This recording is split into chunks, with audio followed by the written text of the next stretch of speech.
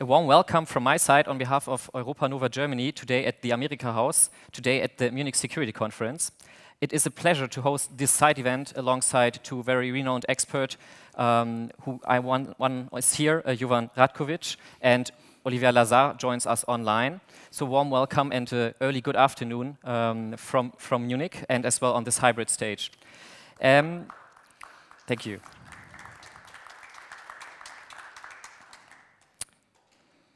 The title of the side event has a kind of provocative title, Crop Apartheid, Rethinking Geoeconomics and the Unintended Consequences of the EU's Structural Power.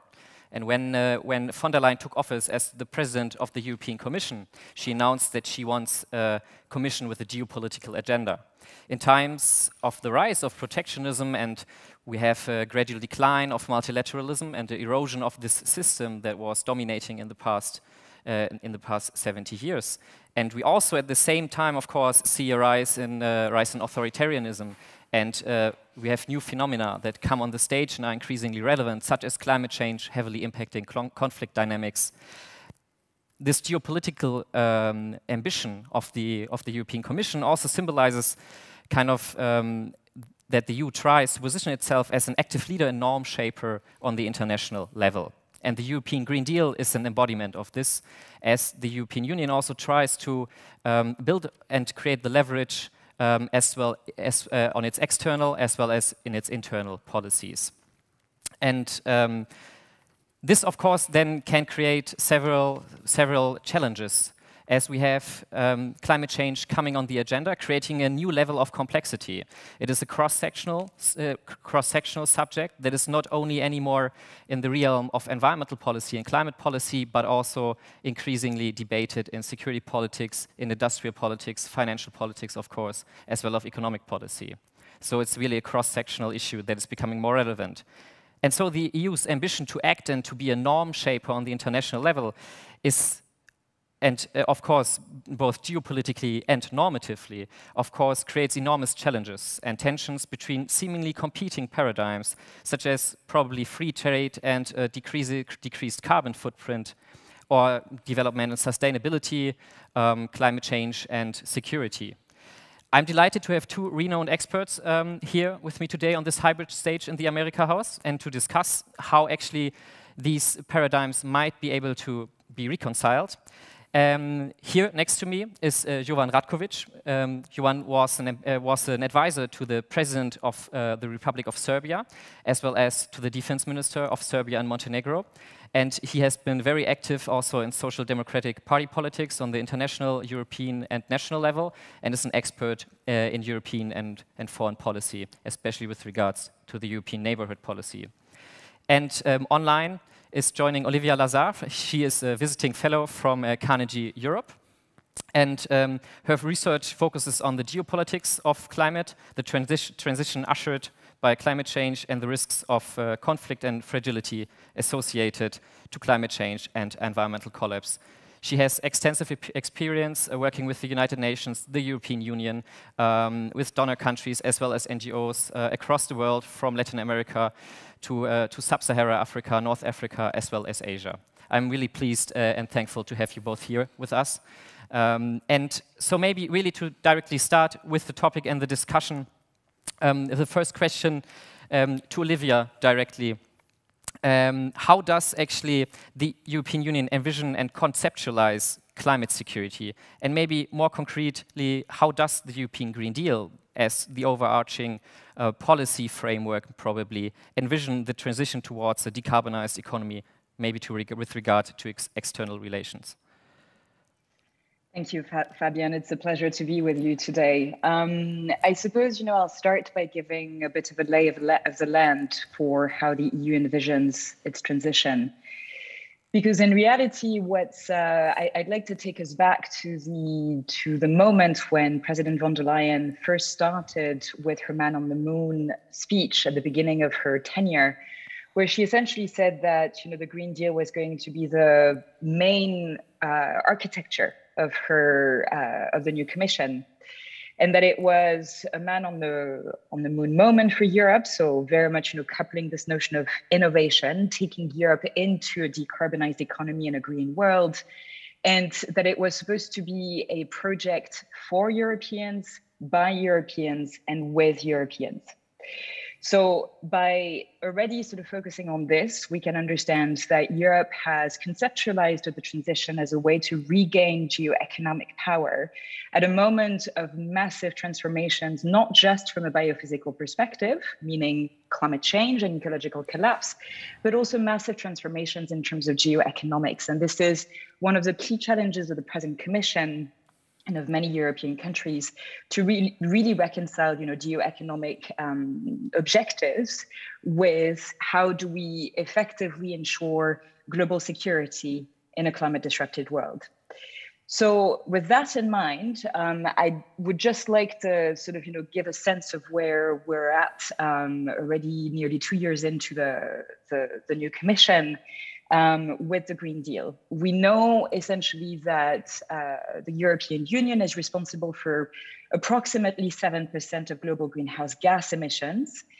The trick to that number is actually that a lot of the emissions that are related to European ways of life are actually exported or outsourced outside of Europe. So in fact, when we start sort of accounting for imported and exported emissions, it accounts to quite a lot more.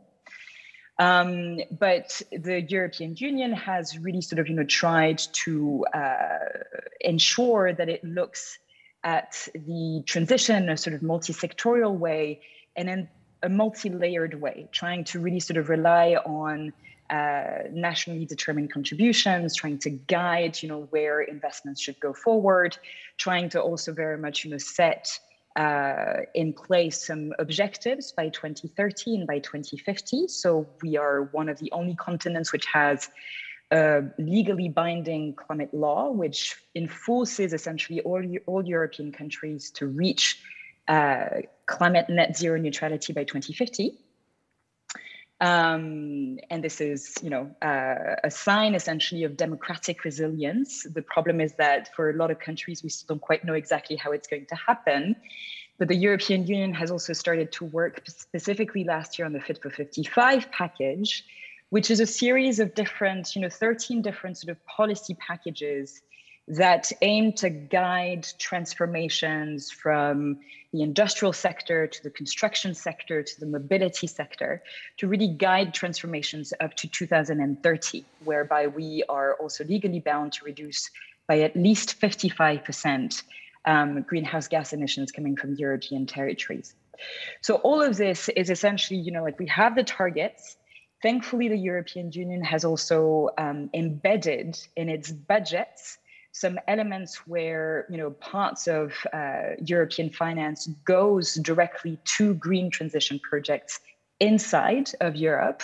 So we're talking about the Recovery Fund, for example, where about 37% of the funds are meant to go to green finance and green projects. And this is especially important in the context of the post-pandemic recovery.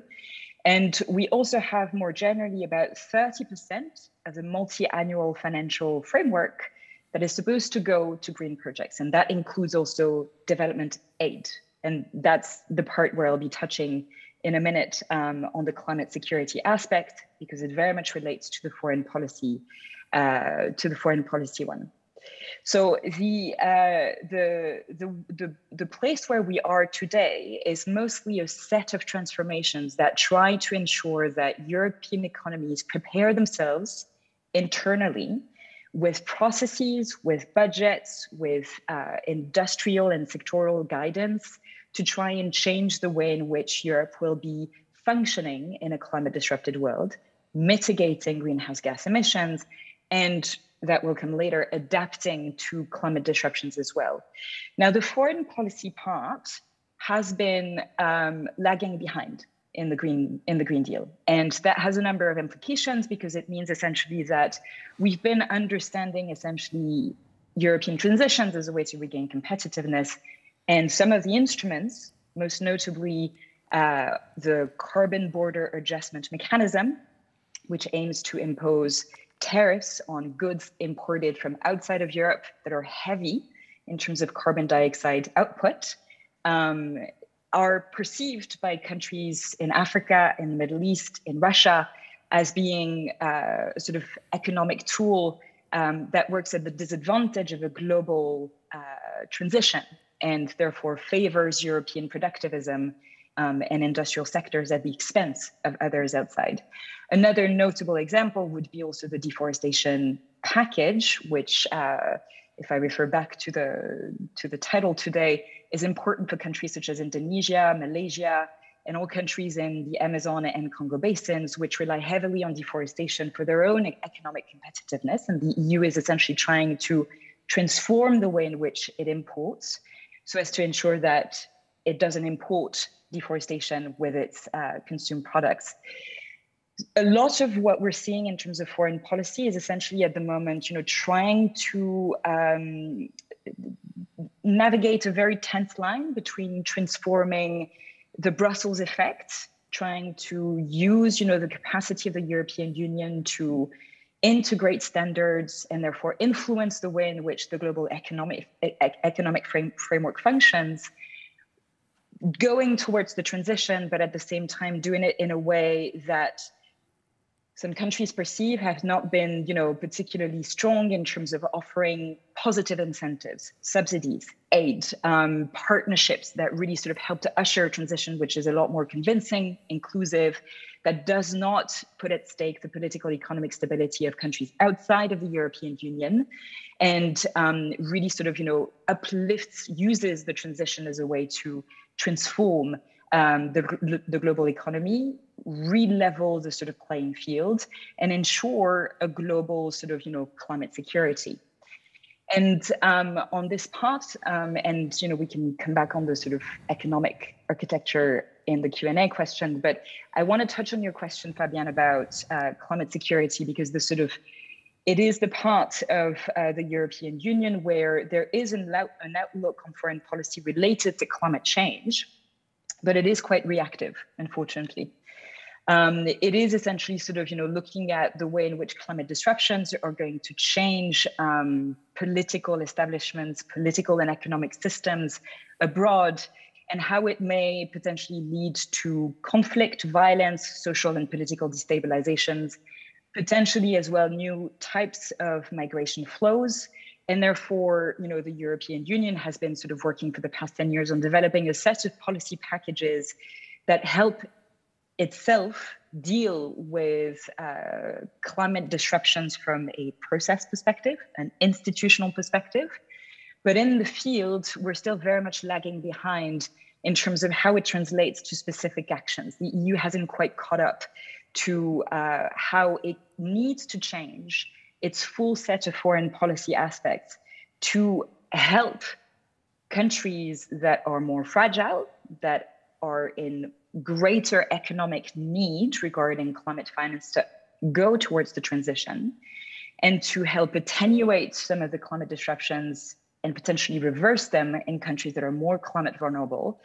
And it is, still we're struggling with the sort of usual European problem, which is siloization and fairly reactive policies towards how the world is changing. It is trying to get ahead, but it's not exactly, managing to do so in a very cohesive way and very sort of smooth way.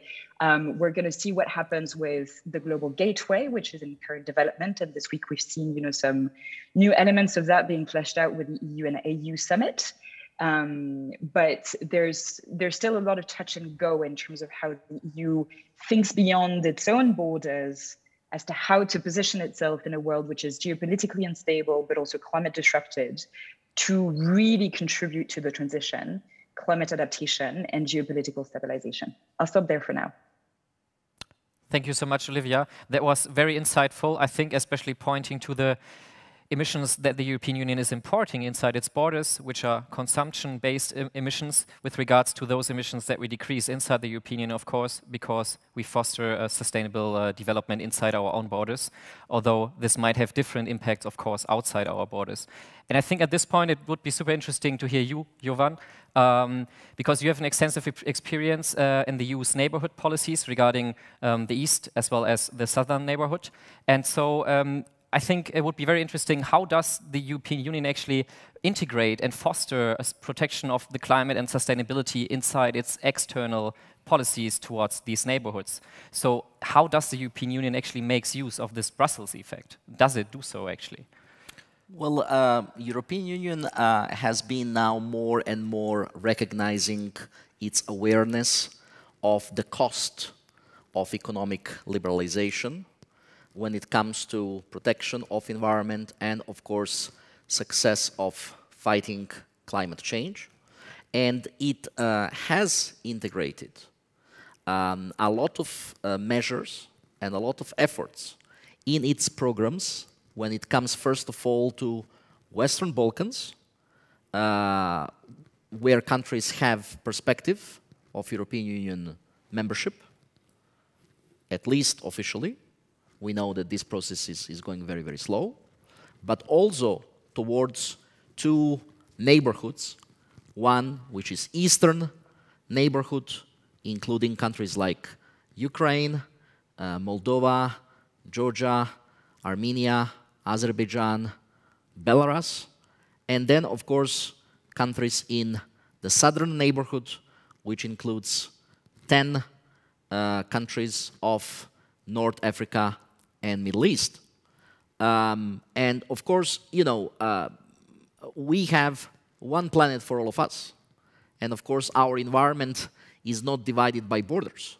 So if European Union wants to be successful in implementing European Green Deal, it is obvious that it has to make sure that within its own borders, Western Balkan 6 countries are also following the same efforts and same set of principles, but also in the closest neighborhood, in the east and in the south. So European Union has been recognizing that and has been integrating that both in economic and investment plan for Western Balkans during this budgetary cycle, 7 years budgetary cycle of European Union, but also in new agenda for Mediterranean that is covering the southern neighborhood, and also within economic and investment plan for Eastern Partnership, which is covering 6 countries in the East.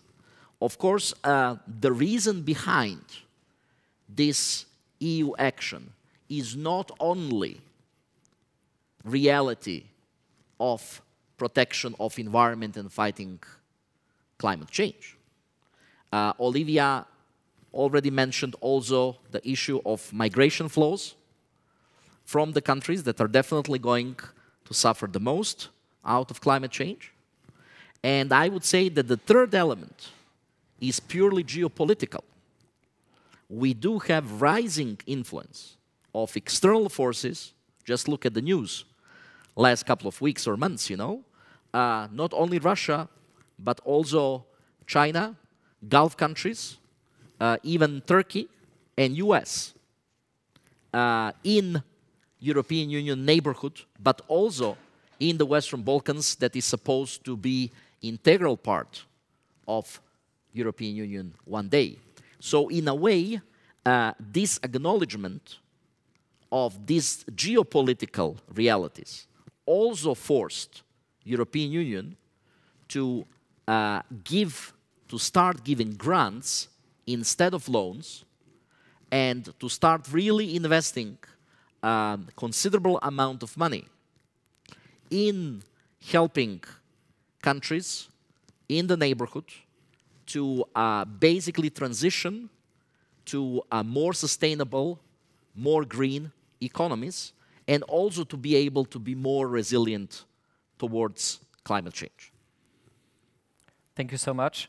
I think that's very interesting in touching upon various issues that are inside this whole dimension of actually the external environmental politics of the European Union, and that's where I would like to dive into a bit into this field, and maybe first back to you directly. Actually, when talking about kind of the effects and the consequences of the EU's policies, the external policies trying to foster sustainability. And you mentioned quite a few examples, and also some geographic areas where there is a higher probably influence, or where the EU is trying to exert more influence than in others, of course, because of their strategic value. And so I would be very interested in actually what the consequences of this policy is. Are those effective? Can they be effective? Do they actually foster an understanding of sustainable development, or is it really that the dominating factors also might undermine this sustainability? Well, you know, I mean, external factors, of course, are not really limited by the set of values that European Union has and respects. So very often in the past, they were able to disperse considerable amount of money, normally through soft loans or through investments in infrastructure, investments in production that were environmentally very costly and unfriendly. At that time, European Union was following its old rule that grants should not be given for infrastructure to any country that is not full member of European Union. But because of this growing influence of external forces, European Union has decided, now already 3 years ago, to adjust that policy and to start dispersing grants to the countries of Western Balkans, predominantly, and of course, to condition those grants, of course, to the respectance of very high EU environmental standards. So this is a huge change that has occurred. For example, in this budgetary cycle, European Union is going to give as a grants 9 billion euros to 6 Western Balkan countries. 6 out of those 9 billions are going to be spent in infrastructure, including energy infrastructure and transition from coal-based plants towards renewables, which is again very important. And then the remaining 3 billions are going to be spent on issues like green agenda for Western Balkans, which is basically, in a way, replica of European Green Deal, or at least geographical continuation of European Green Deal, better to say, but also issues like innovation and research that are very important in this environmental protection. So we are talking about, you know, in a way, breakthrough in thinking of European Union when it comes to geopolitics, and also when it comes to mitigating the costs of economic liberalization. Thank you, Jovan. And that also, I think, is a nice bridge to the title of the event with the 2 words crop apartheid. And that is actually, to provide you with some context, that is a quote of the Malaysian Minister for Plantation to criticize the ban of the European Union on biofuels that have an impact on the environmental degradation in Malaysia, because biofuels are also have kind of one component is palm oil, and so in Malaysia and in Indonesia, who are 2 of the biggest palm oil exporters, you of course have an increase in deforestation, and not only in South Asia, Southeast Asia, but as well one of course very prominent example is the Amazon rainforest. And so by describing this European Union policy as crop apartheid, which are very strong words referring actually to an arbitrary but institutionalized differentiation between different ways of production, this of course risks undermining the EU's normative power and probably as well its effectiveness. based on your experience as well in various conflict settings abroad, Olivia, if I may, and put you on the spot, what are actually the side effects of the European Union's approach towards climate protection, especially regarding human security as well? Is this the European Union pursuing an effective approach, or does it really risk undermining its normative value, while probably as well increasing its leverage on the geopolitical side? I think so. There are two aspects to your question, I believe. One is how is the EU indeed sort of helping, as Mr. Ratkovich was saying, the resilience of countries that are relatively more climate vulnerable, specifically now, and therefore working towards enhancing human security in a direct fashion through its development aid, through humanitarian support, through policies that are meant to reduce, transform, or stabilize conflict where they occur. But then there is another part, which is the sort of structural power, the systemic power, which is how is the EU behaving in geoeconomic terms and geopolitical ones? And are the current changes in policies really leading towards what we may call sustainability? And I'd like to maybe start on the latter point, because at the end of the day, it starts with really understanding what we mean when we say sustainability. If we start only looking at sustainability through the lens of carbon dioxide and greenhouse gases, then it simply means that we're looking at excess release of greenhouse gases into the atmosphere, mostly coming from industrial activities, particularly energy consumption and production, and potentially sectors such as agriculture, which concern for example, palm oil.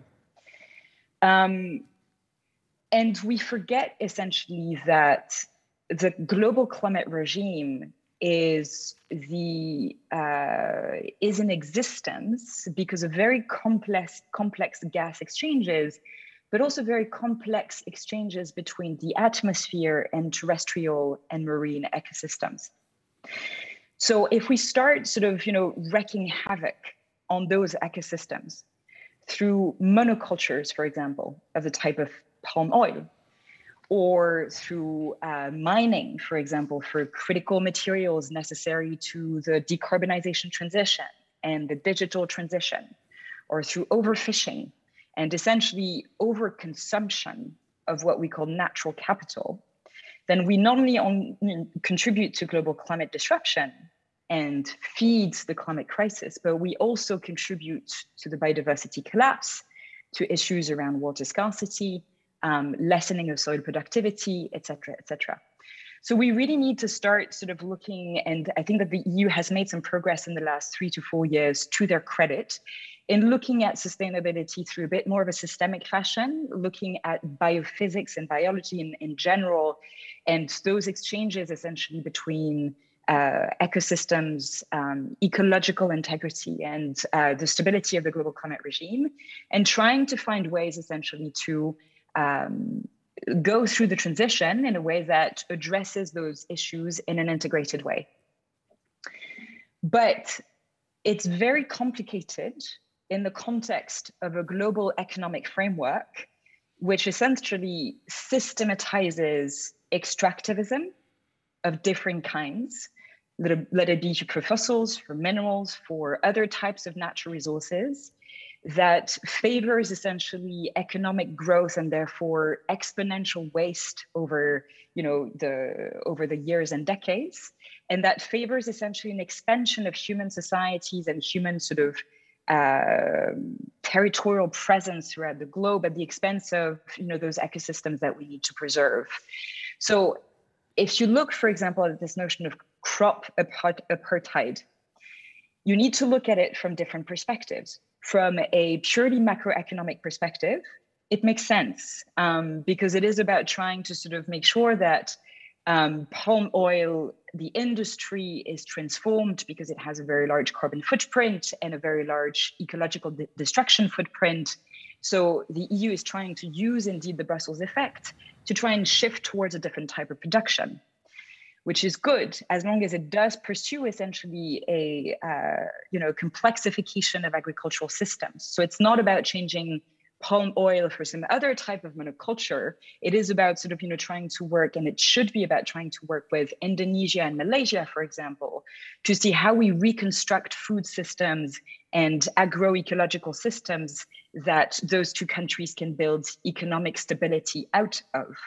This sort of step forward is not fully fleshed out yet. And we've gone, in the European Union, one step forward into trying to send the signal that there needs to be transformations. But it's quite logical that Malaysia and Indonesia, if there are no accompanying packages, reflections, partnerships to really understand how we transform the economy at their national level, but also at the global level, how they can react, because at the end of the day, otherwise they're left to deal with the consequences of livelihoods disrupted, of economic disruptions in their country. So this is one thing that we really need to look at. And I sort of want to maybe also use another couple minutes to shift outside of Malaysia and Indonesia to look at a larger sort of example of the complexity of shifting our sort of ecological footprint in the current geopolitical and economic context. The European Union, like every other country in the world wanting to decarbonize, and this is an absolute priority for global security purposes, need to rely on said critical materials such as lithium, rare earths, borate, and I'm looking at Mr. Ratkovic because there is a lot of this in Serbia.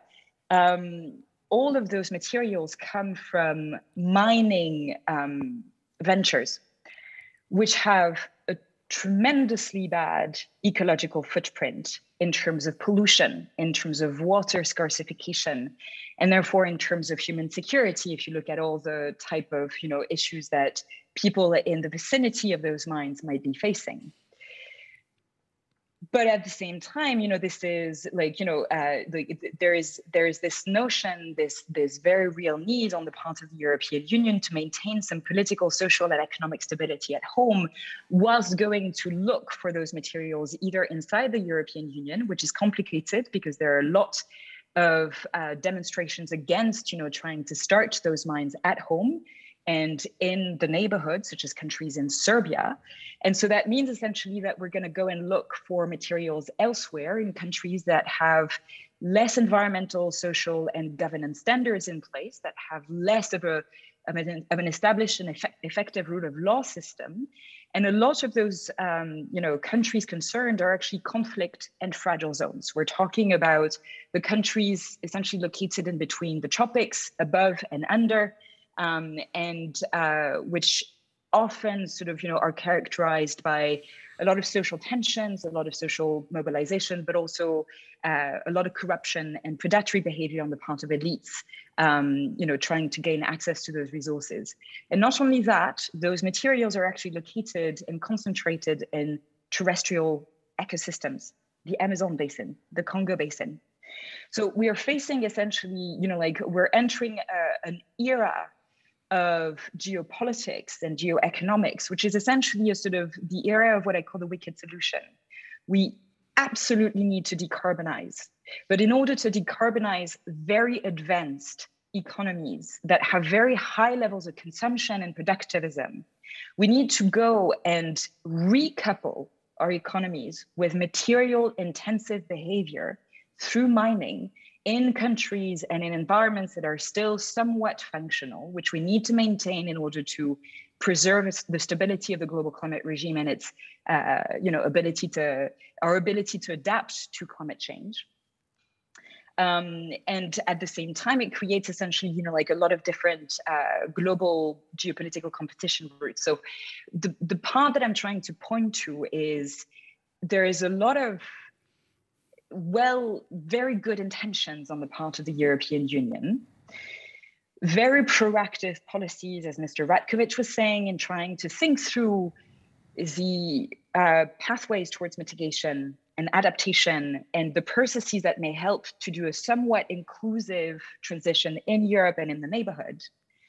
But we need to go even further in, adopting a very systemic global understanding of the challenges at hand in order to not actually foster more instability at global level, more geopolitical competition, more ecological disruptions, including in biodiversity terms, and more climate disruptions in terms of the excess release of greenhouse gases coming through land conversion of really important ecosystems such as the Amazon basin.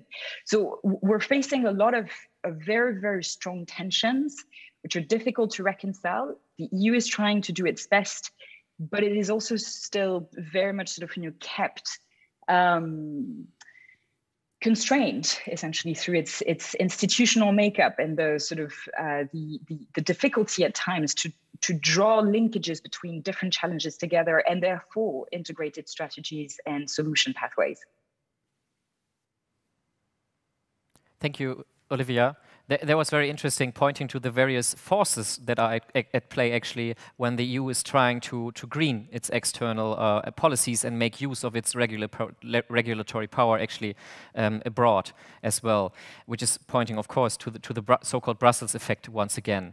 And maybe if I may also put you on the spot directly, you were talking to me before this session, and you were also mentioning one example with lithium, actually in Serbia, if I'm not mistaken. Which I think is also a very suitable example. Would you like to elaborate on this, Jovan? Sure. I mean, this is what Madame Lazar just introduced very, very well. I mean, this issue of lithium mining in Western Serbia by Rio Tinto became now one of the most important topics in Serbian presidential and parliamentary campaign. And the government had to, in a way, retract and had to revoke permits for Rio Tinto to continue with its exploration. They are yet in exploratory phase, but still, I mean, there is a huge dissatisfaction of general public and huge pressure, precisely because, the ecological cost, the ecological footprint of this kind of lithium extraction is huge. And we are talking about, a very, very fertile region, agricultural production, traditionally agriculturally producing region of Western Serbia. So needless to say, people there are not really happy, to have this kind of huge lithium mine over there. But that brings us to this kind of tension between what are the intentions of European Union and what is very often reality and realpolitik. And Madame Lazar made some of the crucial important points about this tension. And we see that on this example on lithium mining in Serbia, because, European Commission spokespersons and officials even publicly supported this kind of, project in Serbia. At the same time, European Union does try to introduce the same elements of Green Deal in its neighborhood and in the Western Balkans and as its future territory. Apart from decarbonization, of course, we have depollution of air, soil, and water. And in this part of Europe, these two issues go hand in hand. Air pollution is a huge problem. And most of big cities, for example, in the Balkans, are among the most polluted cities in the world because of reliance on coal-fired plants. There are 16 coal plants in the Western Balkans, and those 16 plants emits more sulfur dioxide than all 250 plants that exist within the European Union. So this proves how these two issues are connected. Of course, apart from these two issues, there is the issue of protection of biodiversity, There is the issue of circular economy, and of course there is the issue of farming and food production. Again, very important for not only Western Balkans, but also for two neighborhood regions of European Union. So while the European Union does invest a lot of efforts, money, policy support, changing of laws, at the same time there is this kind of tension between what European Union wants to achieve and what European Union needs from those regions in terms of resources.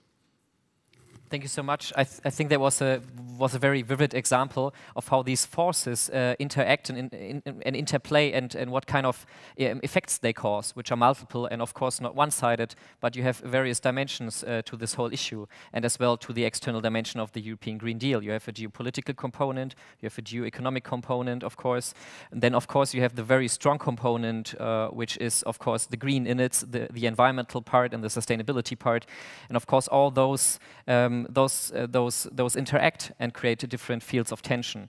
And before I want to open this debate to the public, those joining us online, of course, you can write comments or questions in the chat, and they will reach me at some point. But as well here in the audience, you can, of course, then afterwards indicate that you want to raise a question, and then we'll take some questions. Before we do so, I have maybe one last question to you too. Where do we go from here, actually? The European Green Deal is this overarching strategic framework, and there have been quite some policies already under this umbrella, I would describe it. But do we need new approaches, actually, for the European Union's external policies to cope with these challenges of the 21st century, which are not only climate change, but of course, as well, systemic competition with other partners around, of course, different models of development, for instance. And how can we actually rethink maybe geoeconomics and geopolitics to effectively reconcile these various forces that crush at some point? Olivia, would you like to start with this? Sure. I mean, very easy and questions. So I'll start by saying that I do believe that the Green Deal represents a good skeletal framework. There's still a lot of work to do, but when I look at the various elements of what the Commission and the External Action Service are working on, there is an understanding, at least from a geopolitical perspective, of the different challenges at hand. I would, however, say that indeed we need to move from an understanding of climate security, which is fairly narrow, which on the one hand focuses on greenhouse gas emissions coming, from industrial emissions mostly, to an ecological security framework, which really looks at how do we preserve planetary integrity and health, and how do we actively work towards regenerating it?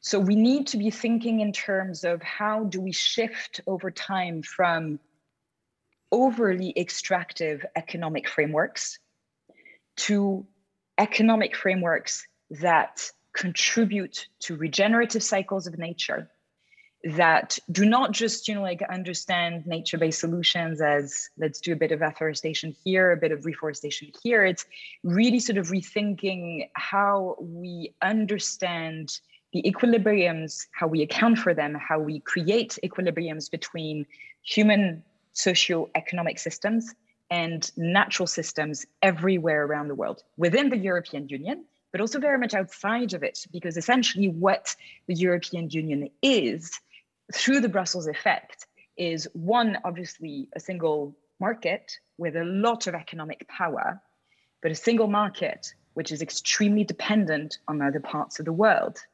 So it's really about harnessing those interdependencies in a way that is not just about saying we're going to avoid doing deforestation or wreaking too much polluting havoc through mining, ventures or things like this.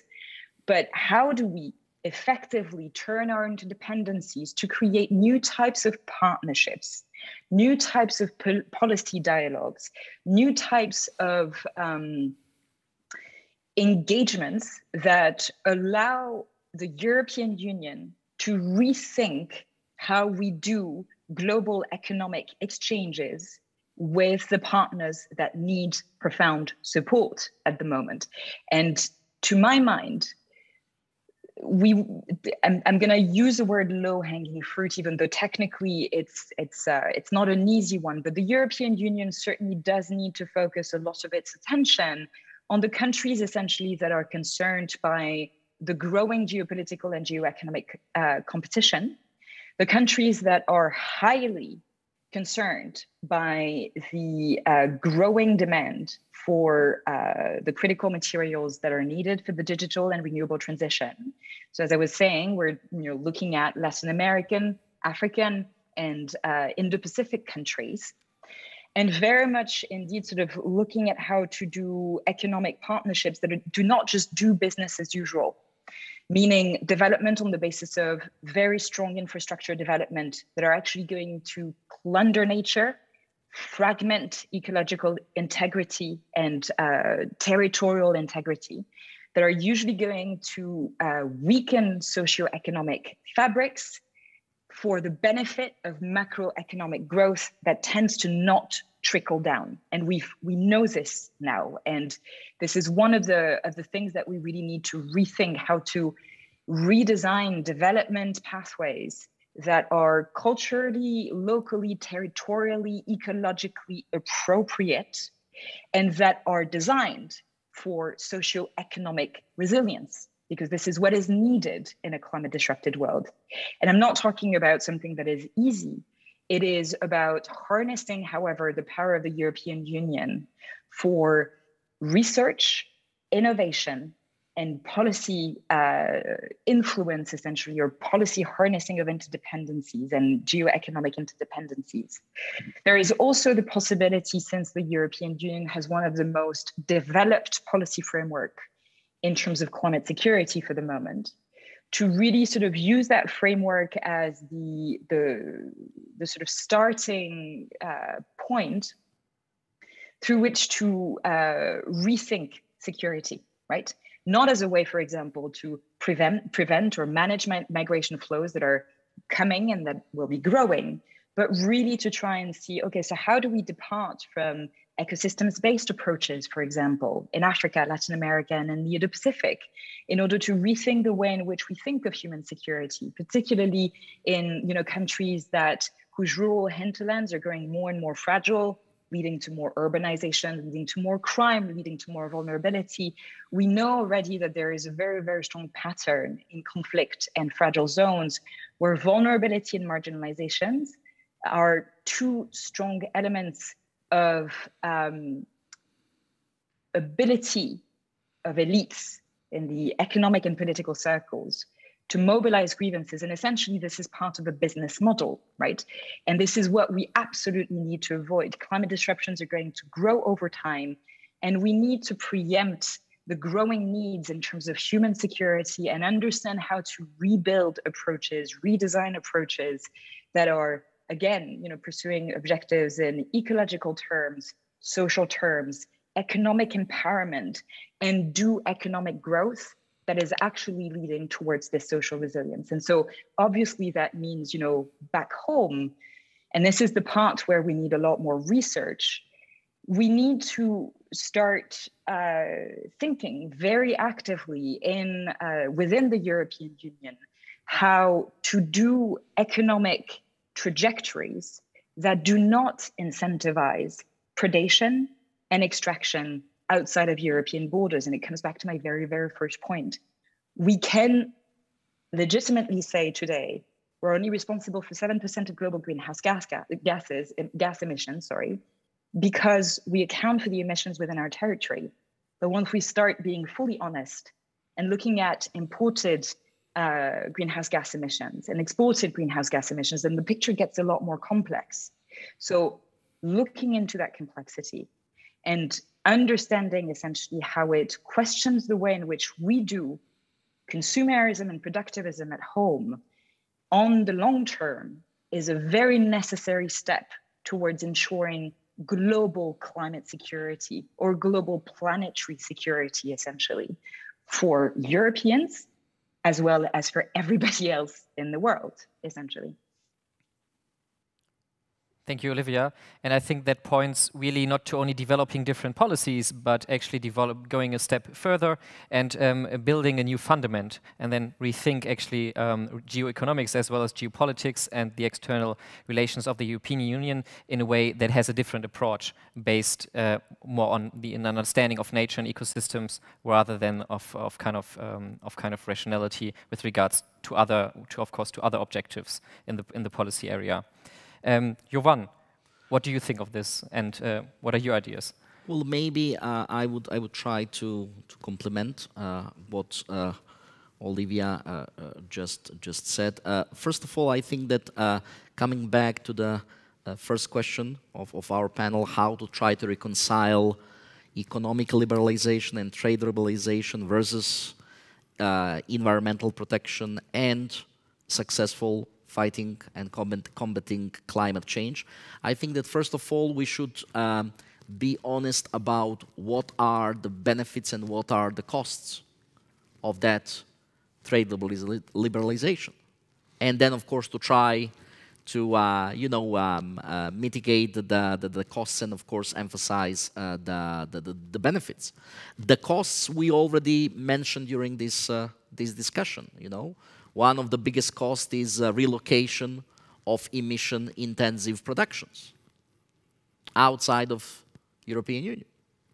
Second big cost is specialization of some of the countries on few primary commodities that can have severe environmental consequences. We mentioned deforestation in Amazon. We mentioned the example of Indonesia. Unfortunately, there are many more. And the third issue that we maybe did not discuss, the third important cost is, of course, increased emission coming from transport. So, of course, we need to focus also on sustainable mobility schemes and invest into those programs. But, of course, there are also some tangible benefits from trade liberalization. I mean, improved allocation of resources, dispersion of much higher environmental standards and green technologies, access to much more environmental friendly products, and so on and so on. Of course, this is not black and white story, and I am aware that our colleagues from European Union are trying to integrate some of those factors into free trade agreements. For example, if you are looking free trade agreement with Japan that came into force in, I believe, February 2019 it was, you will see that, for the first time, there is very, very clear commitment to respect Paris Agreement. The problem with this, for example, agreement with Japan is how to enforce that and how to make sure that in a way there is a punitive element embedded in that agreement. And of course then we can venture into different problems with WTO regulations and all of that stuff, which is completely another story. But European Union did manage to embed also a punitive articles in its future relationship agreement with United Kingdom, for example. So there are some innovative ways and innovative thinking when it comes to how to address some of those concerns and still go ahead with trade liberalization. Of course, it's far away from being perfect, but I mean, I just wanted to maybe single out this aspect as to be complementary to everything that Olivia already mentioned.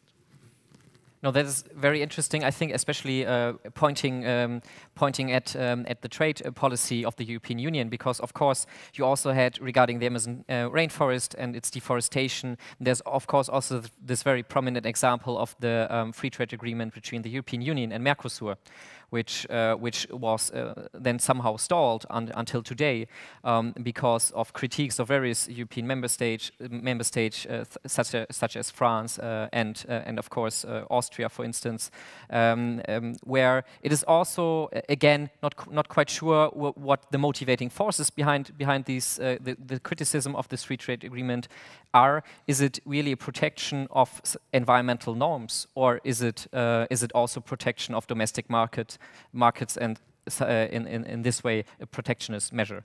And I think that this again clarifies and signifies actually that we have different forces at work here that kind of come together and then create a picture that is very complex. Thank you so much first of all for answering all these questions. Now we open the debate to the public. We also have already quite a few questions on the chat. In case you have any questions here in Munich at the Amerikahaus, I will first take a question from our stream online, and then I'm happy to receive a question here from the audience. So maybe as a first question, and it relates to the Brussels effect again, maybe just to give everybody as well a bit of a background, the Brussels effect is a concept coined by Anu Bradford, who is a professor at Columbia Law. And she used it to describe actually the regulatory power the European Union can build on in its external relations, so that the European Union makes use of a network effect and uses the dependency of other states, other actors on itself to push for norms and the implementation of legal norms inside other systems outside the European Union. And there's a question on YouTube from Matthias. Couldn't the Brussels effect also take positive effect in this regard? I mean, isn't that what we understand as part of the Western values developing nations resist? And I think that is a question we also briefly touched upon, envisioned by crop apartheid. And maybe, Olivia, do you want to start again? I think, as Mr. Ratkovich was saying, there is already an element where the EU has historically understood that it is a tremendously important geoeconomic actor, and that therein this falls lies its ability to influence. So as Mr. Ratkovich was saying, there are a number of free trade agreements or trade negotiations, such as the one that you're mentioning, Fabian, with Mercosur, where there are a number of negotiations around issues, for example, about deforestation or the decarbonization transition, or how to limit polluting effects and things like this. So there are already some sort of technicalities that are very much associated to the way in which the European understands its position in the world. Now, combining this question with your last comment, Fabian, about, are we looking at a European Union which is essentially sort of gearing its influence for domestic protectionism purposes, or really for influencing for the best?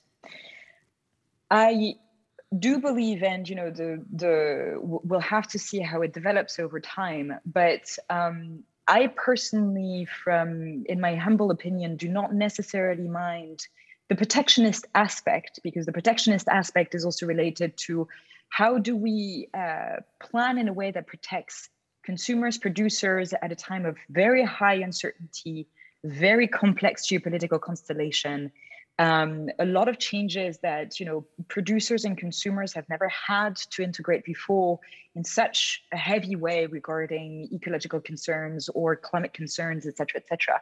So the protectionist aspect is related to planification capacity. What we need to understand, however, and this is the part where the European Union needs to get its act better together, and we're seeing small signs of it, particularly around discussions about the carbon border adjustment mechanism, is you cannot, in a climate disrupted world, you can only afford to have protectionist behaviors as long as you accompany them with incentives, with interdependent trade partners that are positive in order to really help them, accompany them, and walk alongside the transition pathway together, knowing that nobody or no country has a full transition picture completely figured out. So what we call today collective resilience is really at a global level. It is about harnessing partnerships, not just in terms of trade interdependencies, but research partnerships, development partnerships, new types of thinking around how, sort of economic modeling manages to trickle down in a way that increases or enhances socioeconomic resilience, as I was saying. And therefore, the question becomes, how does the European Union constantly think of developing mechanisms that can act as sticks or punitive measures, as Mr. Ratkovich was saying? But before going to the punitive measures, which send the messages essentially to the rest of the world that the European Union thinks of itself as an enlightened climate leader, using the transition as an opportunity to regain competitiveness, potentially at the expense of other countries or other regions, then we need to think of ways in which we really harness partnerships first, development aid first, or different types of trade modeling in order to support countries' transition away from their current political economic equilibriums, and also integrate, and that's the part I think that we haven't really touched upon, support countries in rethinking what type of political processes need to be in place in order to accompany political and economic transformations. And this is really important. In the context of the European Union, that translates into how do we re-gear, for example, democratic processes at every level to really accompany the transition. And we have some forms of that, fairly timid, with the sort of climate pact, for example. But that notion also needs to go into how we deal with other countries. It's not just a matter of economic equilibriums or changes. It's a matter of how do we accompany people in making the transformations needed to ensure that we transition towards the Paris Agreement, actually towards a 1.5 degree increase only rather than 2. And how do we go even beyond that to really rethink how do we create regenerative business models or economic models? And this is a lot more complex than just saying, let's shift, for example, from palm oil to another type of crop that is going to be somewhat more environmental friendly. Because if you start, for example, recomplexifying agricultural systems, you change fundamentally very complex supply chains, but you also change the way in which people relate their livelihoods to land and to their state and to each other. So that's the part that needs to really sort of go forward. And we can start using potentially Brussels effect not to spread democratization, because this is too politically charged at the moment, but to influence processes that are going to be owned, inclusive, and are going to sort of pursue certain principles as guiding lights, essentially, of how to transition inclusively together and effectively. Thank you once again, and it's interesting that you shine light on yet another dimension of this problematic, which is kind of a more systemic one regarding democratic values as well. Maybe Jovan, over to you again. As well regarding this question that I just asked, but maybe as well regarding, of course, kind of the interaction with democratic values, which is, of course, as well a question in the European Union's neighborhood, I believe. Well, first of all, as an answer to question posed by Matthias, I think that, of course, the leverage and the quality of implementation of support and aid of European Union in Eastern and Southern neighborhood and in the Western Balkans, so the regions basically that are neighboring European Union countries, is the biggest. And of course it is positive. Of course it is positive. Unfortunately, European Union is not ready yet to do the same type of sustained efforts everywhere. Hopefully one day it will be. And yes, European Union does have, a global Europe program you know, NDI, CI, and it does have European Fund for Sustainable Development, you know, plus part that is open to each and every of the countries. But, you know, the kind of effort that it is doing with Western Balkans, Southern neighborhood, and Eastern neighborhood are simply on a different levels. For example, in Eastern neighborhood, with those 6 countries, there are 2 programs, European Union EU for Environment and EU for Climate, and within those 2 programs that are going to end at the end of this year, European Union invested a lot of expertise and also political leverage to change, you know, relevant laws and relevant practices in, for example, those countries of Eastern Partnership. So yes, it does have a very, very positive impact. You know, on the rule of law and democracy, I mean, you know, personally, I'm not really satisfied with how European Union is very often ready to trade, you know, its geopolitical interests with, you know, rule of law compliance. I am simply personally against this.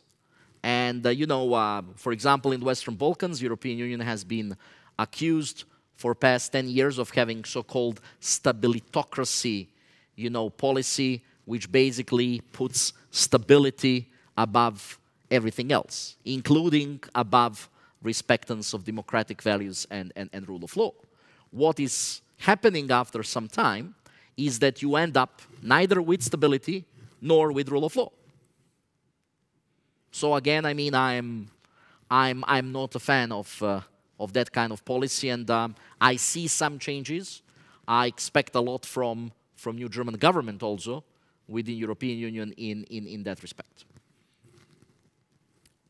Thank you. That was very interesting as well. Like going more into depth into these questions as well. That actually regards the political system itself, and not only, of course, environmental policies, but has a much broader impact. Do we have any questions here from the audience in the Amerikahaus? If not, the audience online has been quite active, and there was actually an interesting question. That also really somebody tries to push us here to develop more concrete suggestions on how to go forward.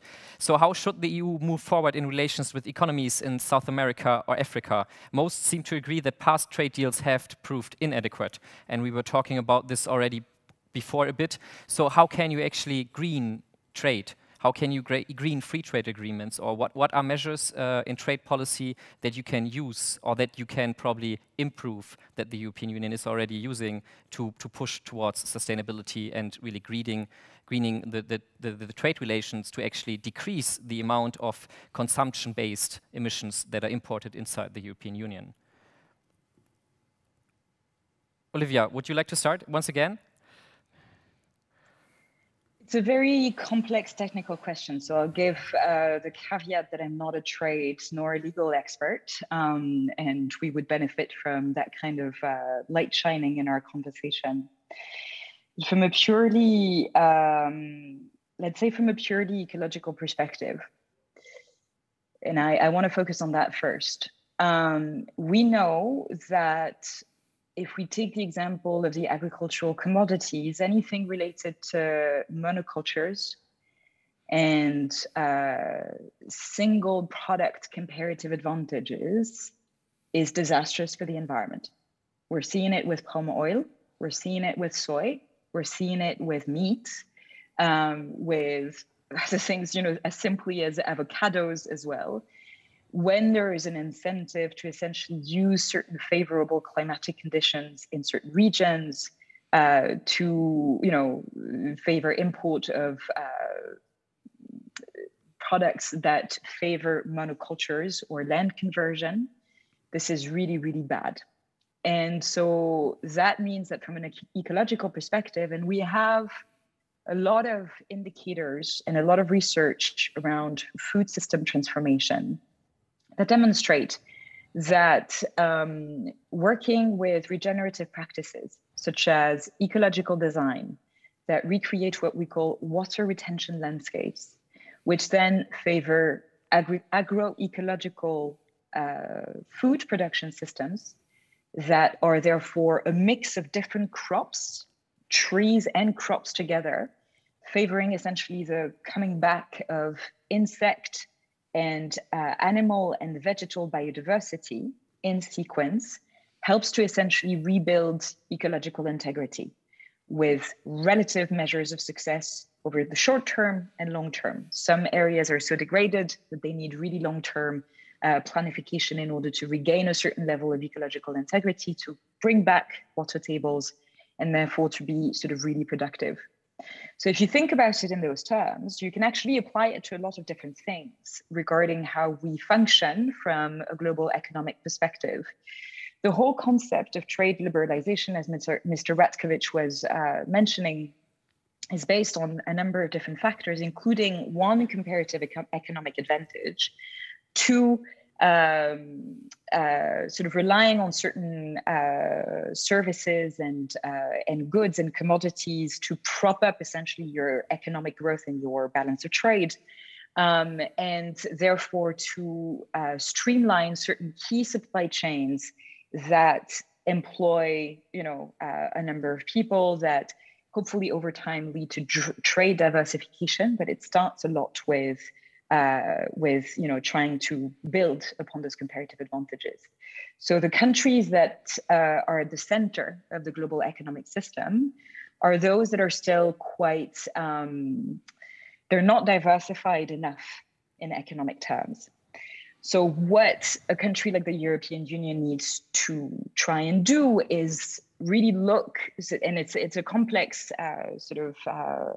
approach of looking at how do we do ecological accounting? What are the targets that we need to pursue at a national level, at a subnational level, in terms of ecological regeneration, in terms of ecological protection, including in legal terms? And what are the behaviors that economic actors, public and private, need to develop in order to contribute to regeneration?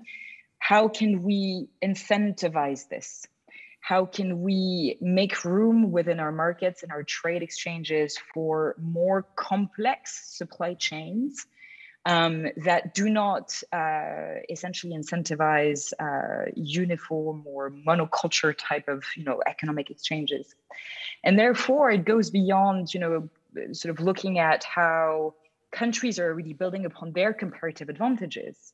It's about sort of using the European Union's power to say, okay, so how can we help our partners also develop the type of training, educational systems, and partnerships, including in technical terms, that allows them to diversify over time and to really sort of meet ecological standards and objectives alongside employment ones, alongside economic stability ones, and alongside social redistribution systems. So this is, about opening up, shifting away from a purely technical approach towards a lot more of a systemic kind of analysis over what trade is supposed to be used for. Trade for trade is obviously it's part of our global economic architecture. But today in a climate disrupted world, we need to go beyond, we need to go into a different kind of reflection as to what trade needs to be harnessed and used for. So instead of only kind of greening trade policies, of course, you need a whole of society approach. That's what you suggest, if I'm not mistaken. Yes, that's a very good summary. Thank you, Fabian. And Jovan, do you have any further ideas on how to actually green trade policies? What might be concrete policies in that regard that could improve this? Well, just to add maybe, or better to say, emphasize one aspect, and that is private sector. And discussing and working and giving incentives to private sector. I mean, in an ideal world, European Union would foster investments of European companies elsewhere, focusing on renewable energies, maybe with a focus on, for example, clean hydrogen production, energy efficiency, regional cooperation and integration of electricity markets and networks, for example, in the region where European Union is signing free trade agreement with. And then, of course, I mean, you know, incentives for private sector to innovate and, of course, research those new and greener technologies. Of course, we are far away from ideal world. And again, the question is, you know, how far European Union is able to reach at the moment as a global power. It has started reaching out to its neighborhood, which is welcoming first step, but I think it is not ready yet to offer the same type of, you know, efforts and leverage everywhere. No, that is very interesting, because you were pointing at various fields that could be addressed. Industrial policy, for instance, where maybe as well the state is envisioning a more proactive role to foster innovations with regards to the kind of the decarbonization of multiple sectors in the economy. And I'd also like to point actually at two more points that I think are maybe interesting. One is, of course, that there are many free trade agreements. The European Union, as an economic power, is actually actively engaged in. And one concrete proposal that is always made is that you introduce actually enforceable sustainable development chapters inside these free trade agreements, so that you integrate sustainability provisions for the environmental protection, but as well, of course, to create social sustainability and to make those enforceable. But this is, of course, very different and very difficult to achieve between sovereign states and sovereign organizations in that regard. And another initiative, or two others, of course, is the European Union supply chain law, which is also taking up sustainability provisions and working very actively with the private sector to as well enforce these provisions inside the European Union's external relations. And then, of course, there's also an EU program called EU-FLEGT that's regarding the kind of the sustainability of timber and of the timber import.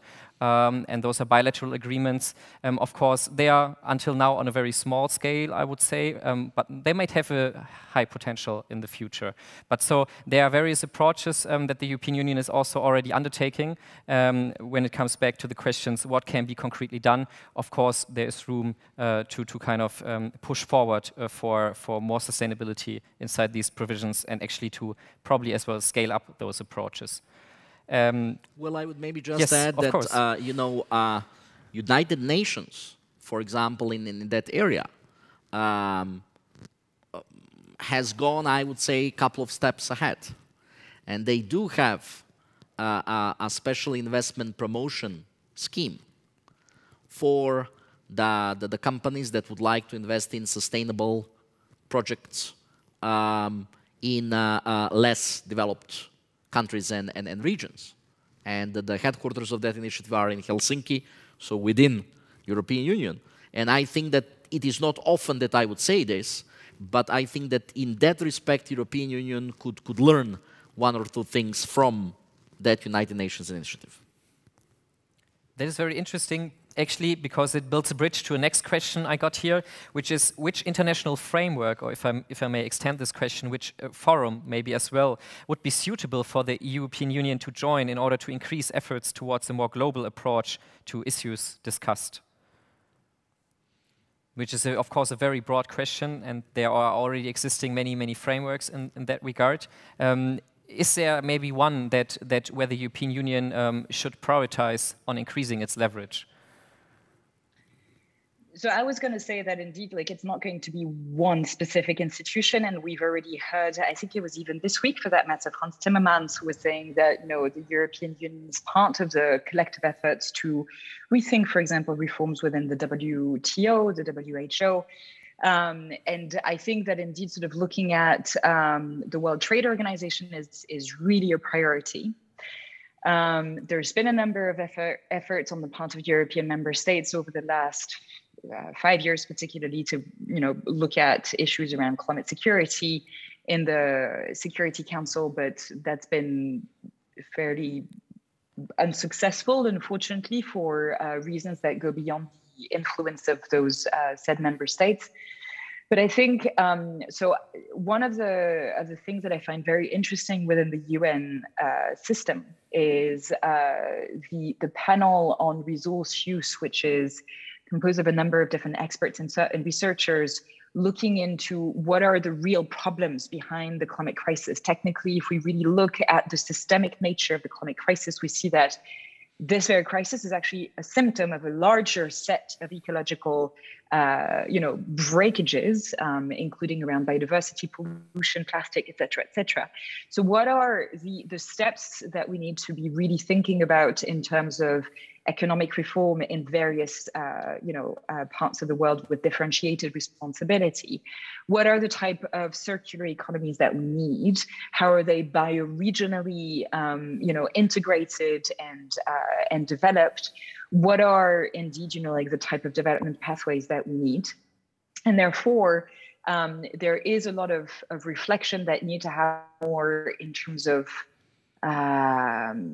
fundamental sort of, what we've been talking about today, fundamental economic reflections going into the WTO, going into the World Bank and the IMF, which emanate from the Washington Consensus, a consensus that is no longer adapted to the realities of our world, where we need to be thinking in priority about the biophysical constraints that we need to grapple with and to reconcile our systems with. And therefore, what are the principles, essentially, that we need to try and flesh out in technical terms? And how do we foster new forms of consensus, which are a lot more complex in nature with other parts of the world? But to me, the elements of reflection around fundamentally looking into what is the geoeconomic metabolism that we need today, to understand, how to reconcile ourselves with biophysical constraints. Sorry about my cat. Is a key question. And so mostly the international institutions that deal with economic development and economic growth should be the targets of that reflection. Thank you. Very quickly, I completely agree that working on reform WTO should be the priority. And I would just like to add that European Union is already cooperating when it comes to its neighborhood and enlargement policy with several organizations. For example, OECD is in charge of implementing EU for Environment program in Eastern Partnership countries, while UNDP is in charge of supporting EU for Climate project in those countries. I mean, that is of course true, and I think it kind of complements the picture to that regard. We have 6 minutes left, so I would like to give you two actually the opportunity for some final statements. If you would have to answer the question how to reconcile these different dimensions of sustainability, geopolitics and geoeconomics, what would be your reaction to this, very briefly in 1 or 2 minutes? Johan, would you like to start this time? Well, I think we already discussed a lot about what are the real benefits and costs of this kind of economic and trade expansion. So first of all, knowing that and acknowledging those benefits and costs is the first step. Then, of course, there are many ways that we described or listed how we can mitigate those costs and emphasize those benefits, and how we can integrate or try to integrate some of those concerns into future or ongoing trade liberalization discussions and future agreements. Thank you, Johan. Olivia, what would be your answer to this? I want to go a bit more philosophical this time around, I suppose. We have a lot of work ahead of ourselves, and it can seem really daunting. Whenever we speak about the climate breakdown or the ecological breakdown, I personally feel like a Cassandra in most venues, and I see the reaction of policymakers, which is we're already trying hard enough with everything that we're doing, and please don't ask us, to sort of go even more into, more complex policy design. And I understand that reaction. Unfortunately, I think that it is, if we don't do this, if we don't grapple with the complexity of what's to come, then the reality of what is to come will come in and essentially sort of, set the rules for us. We have an opportunity, we have a window of time, particularly with this current European Commission, to set the tone, not just for a climate transition understood as reduction of greenhouse gases only, but really sort of, as I was saying, how do we shift towards regenerative policy design, including in foreign policy? And this is complex, but I've learned essentially that guiding policy design through various sets of questions and grappling with the limits that we have to grapple with, the tensions, the trade-offs, and as Mr. Ratkovich was saying, the costs and the benefits, give the questions and the limitations actually are what can guide granular, context-sensitive policy design at all levels, including in foreign policy. And understanding essentially how to test different approaches in partnerships with other regions, in partnerships with other countries, in partnerships with other peoples within, other regions will be a really important aspect. And we need to be a lot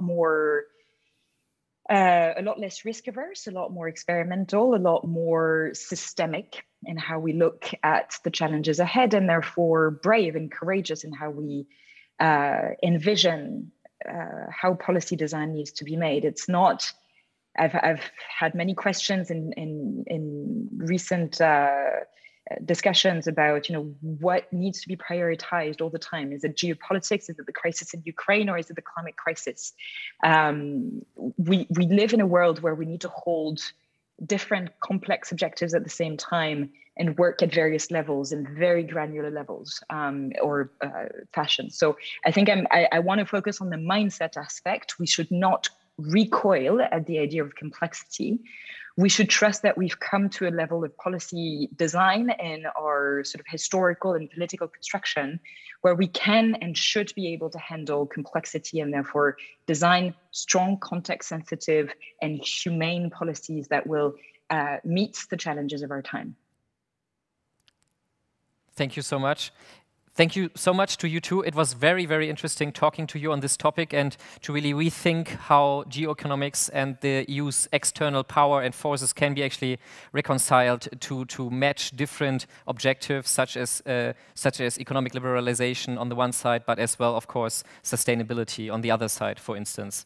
Coming to an end, as EuropaNova Germany, we strive actually to bring comparably new topics to the international security agenda, such as health, such as climate change, which is still comparably new, I would say, but also discuss on various other topics, such as European sovereignty, European neighborhood policy, or cyber policy. We have an annual flagship conference that takes place here in Munich in the Amerikahaus on the 3rd and 4th of June this year.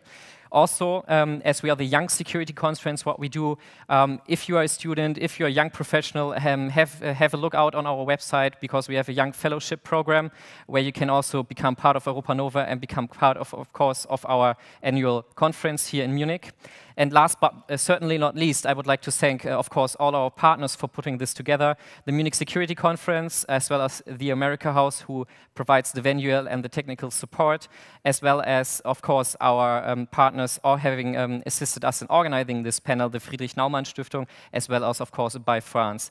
And lastly now, I want to thank, of course, my team. We are young professionals. We do this mostly in our free time, actually, bringing new topics on this agenda, which we think are necessary to have a debate about. With that been said, I all wish you a nice afternoon. Thank you so much. Thank you.